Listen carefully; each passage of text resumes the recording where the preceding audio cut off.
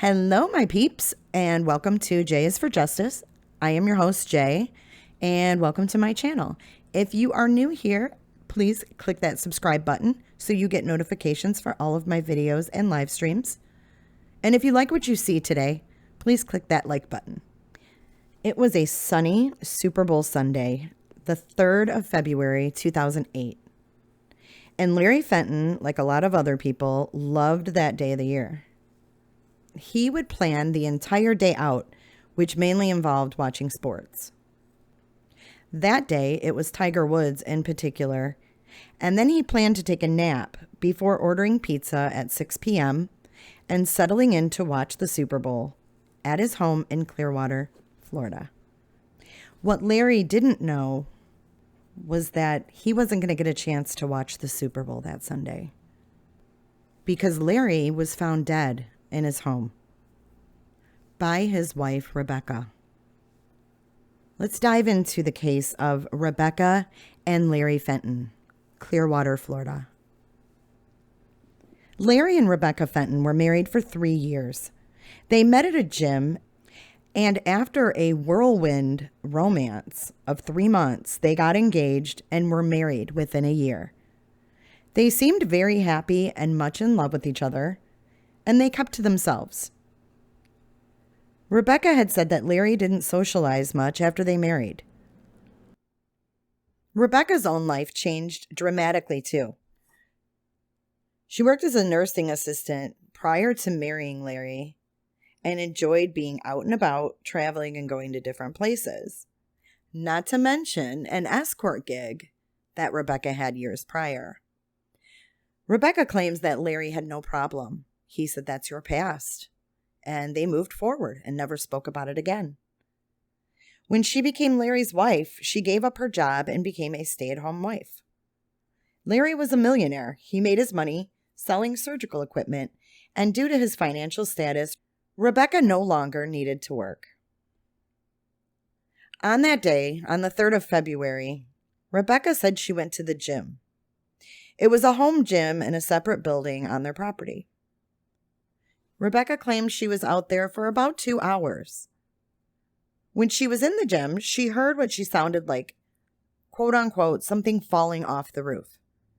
But she said she continued to work out and heard little else as she had music on. When her workout was done, she made her way back to the main house. Immediately upon entering the house, Rebecca saw Larry on the ground.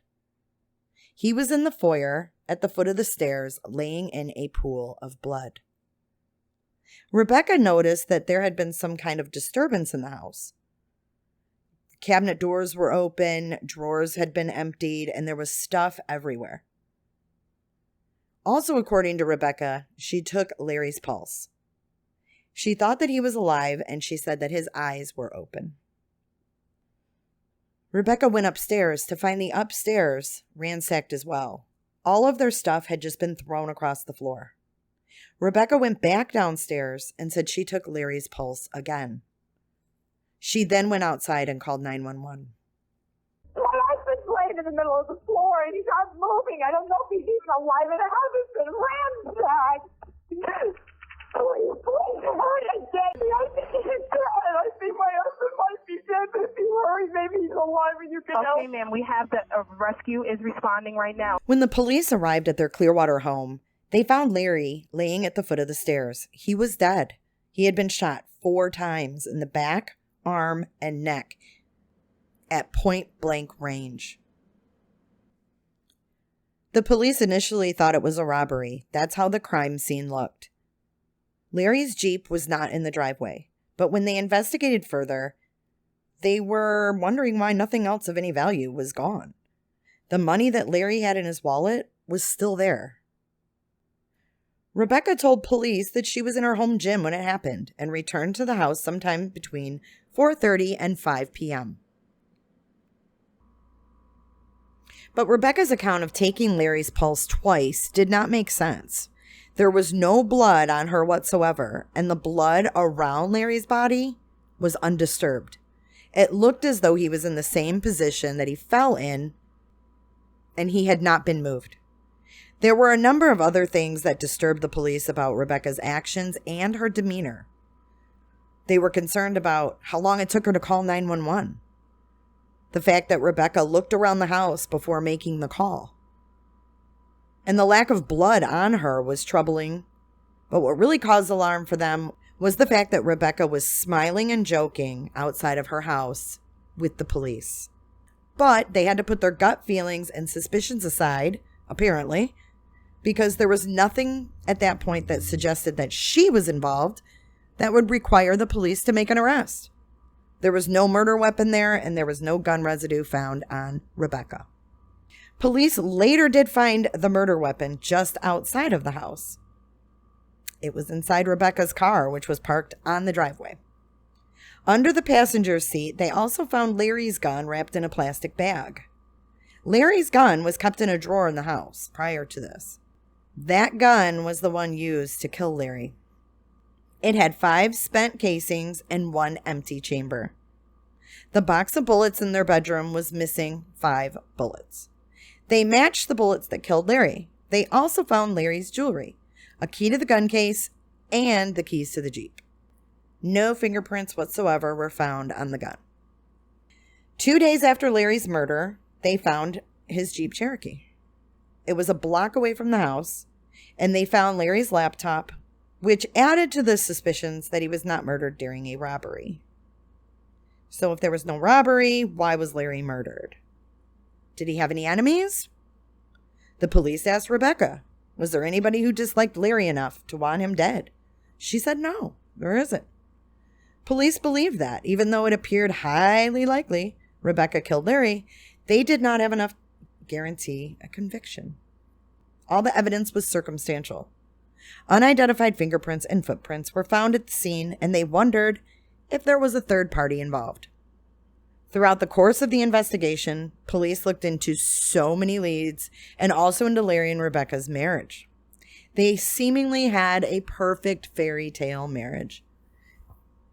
But they quickly discovered that Rebecca's marriage was not as perfect as she liked to pretend it was. She was bored in her marriage, and she developed feelings for a man named David. David worked as a chef at a local restaurant in Clearwater, and they had a secret meeting place in a hotel, but both denied being intimately involved, although Rebecca did admit she found him attractive. Police also discovered that call girl gig. She claimed that Larry did know that she had been an escort before they married.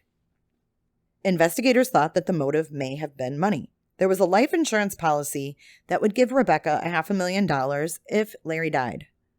She would also get his estate.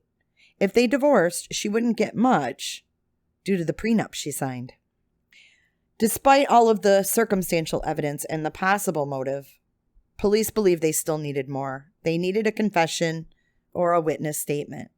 Therefore, the case went cold. Until a couple years later, Larry and Rebecca's house burns to the ground. Arson investigators found evidence of fire accelerants.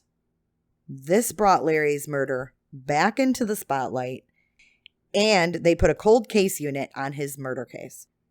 They finally got the witness statement that they had been waiting years for. A man named Alfred Nolan, who was dating Rebecca, provided that statement.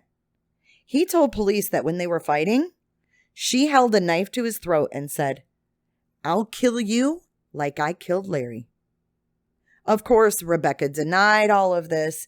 She said that Alfred was trying to get a plea deal as she had reported him to police for domestic violence.